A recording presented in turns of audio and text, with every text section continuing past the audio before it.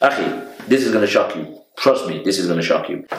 This is the book Kamil al-Ziyarat, okay? Kamil al-Ziyarat, written by Jafar bin Kulawayhi al-Qummi. Okay, hadith is Yunus bin Yaqub. And he heard Abu Abdullah say, "O Yunus, the night of the 15th of Sha'ban, Allah forgives all of those who visit Hussain. From the believers, ما تقدم من ذنوبهم وما تأخر, from their past sins and their future sins." Wow. Wow. Okay. The first, obviously, objection, as you heard, was the issue of sins. So I'm going to read the hadith now in English for the viewers to see.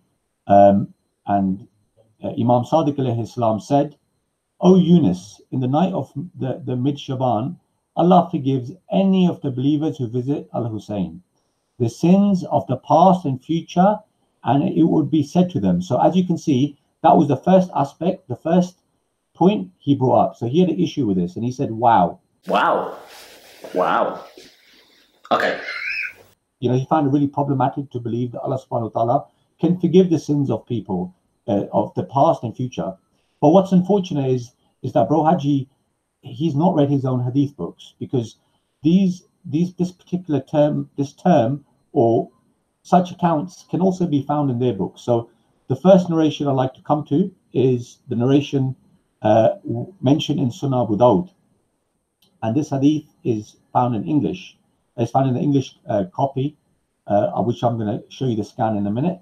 So this is from Sunnah Abu Dawud, and it's narrated from Anas that the Prophet said, "If anyone eats food and then says, 'Praise be to Allah, who has fed me with this food and provided me with it through no might and power on my part,' he will be forgiven his former and later sins." What the hell is going on? So by just reciting this over food, Allah subhanahu wa ta'ala will forgive the individual's past and later sins. Wow. Wow. And the narration continues.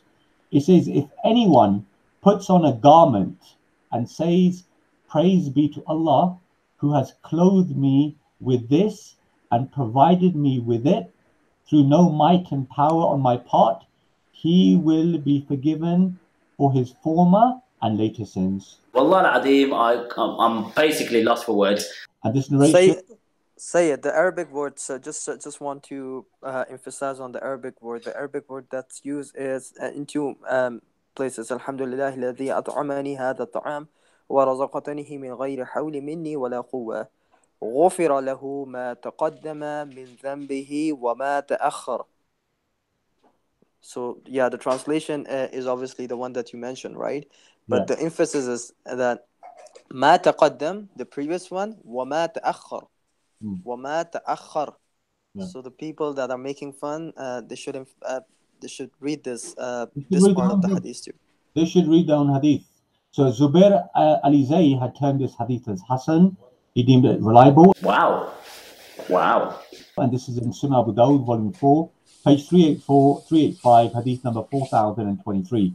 And Sayyid Ali, just to cut you here, and another scholar, inshallah, I want to mention this too. Another scholar, Ibn Hajar al-Asqalani, before we go through his grading of the hadith, he has a whole risala, which is Al-Khisal al-Mukaffira للذنوب المتقدم والمتأخرة. هذا التأليف من Ibn Hajar al-Asqalani. Ibn Hajar al-Asqalani has mentioned not all the hadith, but a lot of hadith.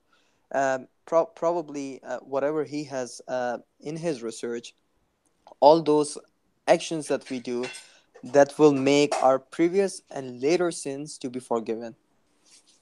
And he has a whole booklet. Like, I was going through it, I went through it all, and it was roughly around 100 pages. What the hell is going on? The booklet with the tahqiq, and the research that I was going through. And even the scholars like Suyuti and others, like when we were researching on this thing specifically, there were scholars that have written like a poem on it, like a small like abiyat or small ash'ar on all those sins that all those actions that will lead to a forgiveness of the previous and the later sins. So it is something which is mujma' alay bayna sunnah wa shi'a. It's agreed upon but like within the Shia and Sunni community, and there is no one that can dispute that. Like there are a lot of actions that will lead to it. What the hell is going on?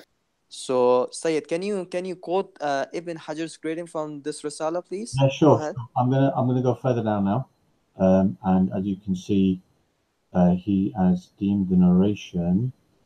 Where is it? Where is it? Where is it? He says at the bottom here, Sanad is Hassan.